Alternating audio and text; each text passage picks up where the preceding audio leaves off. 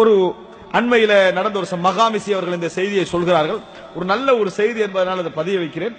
அதாவது ஒரு அமெரிக்காவில் அண்மையில் நடந்த ஒரு சம்பவம் என்னன்னு சொன்னால், ஒரு பள்ளிவாயில் ஹாலிதர் ரூமி என்று சொல்லக்கூடிய ஒரு மார்க் அறிஞர் இந்த செய்தியை அவற்றை எத்தி வைக்கிறார். அந்த செய்தியை அவர் சொல்றார். அதாவது ஒரு பள்ளிவாயில், அந்த பள்ளிவாயில் ஒரு இடம் ஒரு யூதன் இருந்து வாங்கிக்கிறான். அவர் எப்படி சொல்றாருன்னா, இந்த பள்ளியுடைய வரலாறு, இந்த பள்ளி போல கட்டப்பட்டதுக்கான வரலாறு என்ன, அந்த பின்னணி என்ன என்பதற்காக சொல்றாரு. ஒரு யூதனுடைய இடம், அந்த இடத்தை ரெண்டுக்கு வாங்குறாங்க, வாங்கி தொழுறாங்க. பள்ளியில சஃப்பு கூட கூட அவன் ரெண்ட் என்ன செய்யறான், அதிகரித்து கொண்டே போறான். தாங்க முடியாத அளவுக்கு ரெண்ட் ஆகிட்டு.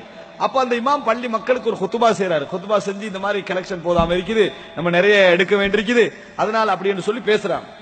அப்படி பேசுற நேரத்தில் ஜும்மாவுக்கு போறவு நீங்க நினைச்சு பாருங்க, ஒரு அமெரிக்காவுடைய ஒரு பெரிய பள்ளி வாயில், மக்கள் எல்லாம் தொழுகிற இடத்துல பொதுவாக சாதாரணமான மக்களுக்கு முன்வர நினைவு வராது. அவங்க சாதாரணமான இடங்கள் தான் என்ன செய்வாங்க, முன் வருவார்கள்.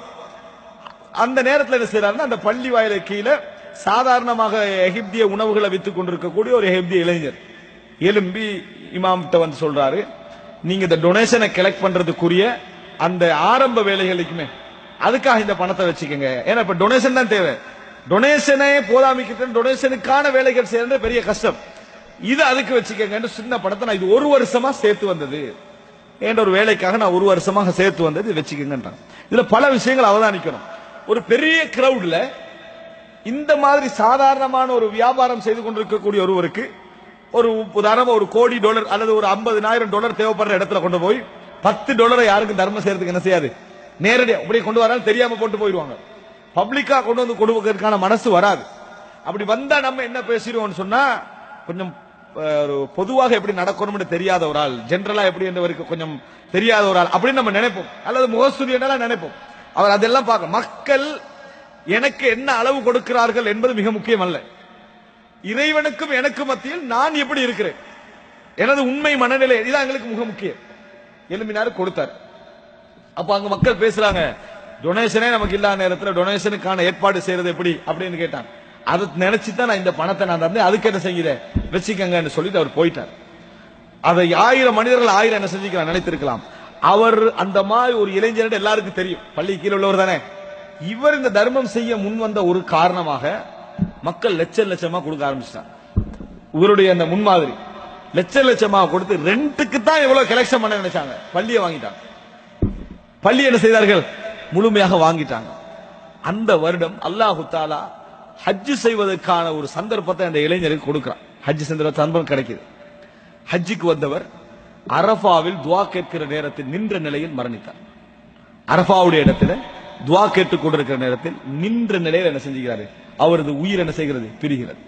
அன்புள்ள சகோதரர்களே, இந்த இடத்துல நம்ம படிப்பினை பெற வேண்டிய விஷயம் என்ன தெரியுமா, ஒரு மனிதன் தண்ட உள்ளத்துல எந்த அளவுக்கு உண்மையாக இறைவனோடு இருந்து கொள்றானோ, மக்கள் எதுவும் நம்மளுக்கு கணிப்பீடு செய்யலாம், ஆனா எந்த அளவுக்கு இறைவனுக்கு அவருக்கு இடையில உண்மையாளராக நடந்து கொள்கிறாரோ, அல்லாஹு தஆலா அவனை செயல்பாட்டில் என்ன செஞ்சிடறான், உண்மையான ஒரு இடத்துக்கு கொண்டு வந்து வைத்து விடுகிறான் என்பதை நம்ம என்ன செய்கிறோம், பார்க்கிறோம். எத்தனையோ இளைஞர்கள் நம்ம பார்க்கிறோம், இவங்க தவ்வா காலத்துக்கு சம்பந்தப்பட்டிருக்க மாட்டாங்க, பெரிய இக்லாஸ் உள்ளவங்க நம்ம கருதிருக்க மாட்டோம், ஆனா சுஜூதுல அவருடைய உயிர் போன நம்ம என்ன செய்யறோம், பார்க்கிறோம்.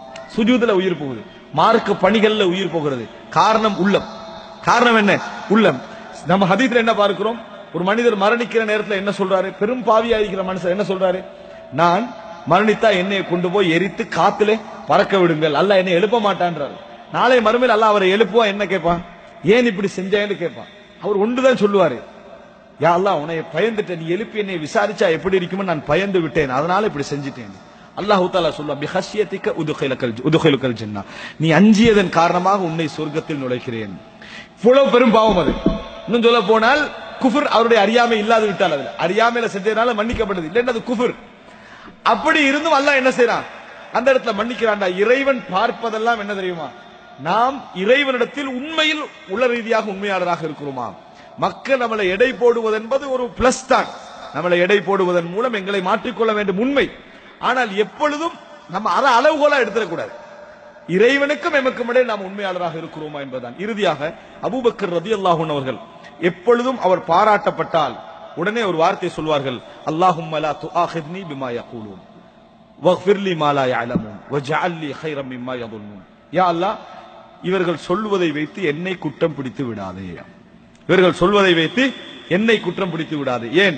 மக்கள் எப்பொழுதும் ஒருத்தரை பாராட்டிட்டாங்கன்னா எல்லா கயிறும் அவர் செஞ்சதா தான் சொல்லுவாங்க. வெறுத்துட்டாங்கன்னா எல்லா தீமைக்கும் அவர் தான் காரணம். இது மக்களுடைய இயல்பு. இது மக்களுடைய இயல்பு. அதனால அபூபக்கர் பதில் சொல்றாங்க, அல்லாஹும்ம லா துஆஹிதுனி பிமா யகூலூன். அவர்கள் சொல்வதை வைத்து நான் அந்த தகுதியில இல்லாமல் இருந்து அவர்கள் சொல்வதை வச்சு என்ன செஞ்சிடாதே, குற்றம் பிடித்து விடாதே. வக்ஃபிர் லி மா லா யஅலமூன். அவர்கள் நினைக்காத எத்தனையோ, அவர்கள் எண்ணாத எத்தனையோ பாவங்கள் நான் செய்திருக்கிறேன். அந்த பாவங்களை எனக்கு மன்னித்தருள்வாயாக. வக்ஃபிர் லி மா லா யஅலமூன் வஜஅல் லி கைரம் மிம்மா யظنون. அவர்கள் என்ன நினைக்கிறார்களோ அவர்கள் நினைப்பதை விட சிறந்த அந்தஸ்தை எனக்கு தருவாயாக என்று சொல்லி துஆ கேட்பார்கள் என்ற செய்தியை பார்க்கிறோம். ஆக அன்புள்ள சகோதரர்களே, எப்பொழுதும் நமக்கும் மக்களுக்கும் மத்தியில் உள்ள வாழ்க்கையை நாம் சீர்படுத்துவதற்கு முயற்சிப்பது நல்லது, சிறந்தது, அதுல சந்தேகம் கிடையாது. ஆனால் அதில் எடுக்கின்ற கவனத்தை விட நாம் இறைவன் விஷயத்தில் இறைவனுக்கு முன்னால் தனிமைப்பட்டு நாம் நின்றோம் என்றால், ஒரு தஹஜ்ஜத்தில் நின்றோம் என்றால், கையேந்தினோம் என்றால், இறைவன் எங்களை, நான் நயவஞ்சகன் என்கின்ற உணர்வோடு இறைவனை நான் அணுகுகின்ற நிலையில இருக்கிறேனா, அல்லது யா அல்லாஹ் என் ஆள் மனது விஷயத்தில் எனது உறுதியாக இருக்கிறது, உனக்காக மரணத்தை நான் எதிர்பார்த்திருக்கிறேன், உனக்காக நான் சிறந்த வாழ்க்கைக்கு தயாராக இருக்கிறேன், உனக்காக எதனையும் நாம் தியாகம் செய்ய தயாராக இருக்கிறேன் என்ற மனோநிலையில் இருக்கிறதா என்பதை அடிக்கடி நாம் பரிசோதித்துக் கொள்ள வேண்டும். அதில் நாங்கள் உண்மையாக இருந்தால், எப்படி ரசூலுல்லாஹ் சொன்னாங்க, சதகல்லாஹ ஃபஸத்தகஹுல்லாஹ், அல்லாஹ்வோடு உண்மையாக நடந்தார், அல்லாஹு தஆலா உண்மைப்படுத்தி விட்டான் என்று வரக்கூடியது போன்று நம்மளுக்கும் ஒரு சிறந்த ஒரு மரணத்தை அல்லாஹு தஆலா தர வேண்டும் என்று கேட்டு முடித்துக் கொள்கிறேன். ஹாதா மா இந்தி வல் இல்மு இன்தல்லாஹ் வ கூலு கௌலி ஹாதா வஸ்தக்ஃபிருல்லாஹ லி வ லக்கும். வஸ்ஸலாமு அலைக்கும் வ ரஹ்மத்துல்லாஹி வ பரகாத்துஹு. மேலும் மக்களை நன்மையின் பக்கம் அழைப்பவர்களாகவும், நல்லதை கொண்டு மக்களை ஏவுபவர்களாகவும், தீயதிலிருந்து மக்களை விலக்குபவர்களாகவும் உங்களிலிருந்து ஒரு கூட்டத்தார் இருக்கட்டும். இன்னும் அவர்களே வெற்றி பெற்றோர் ஆவர்.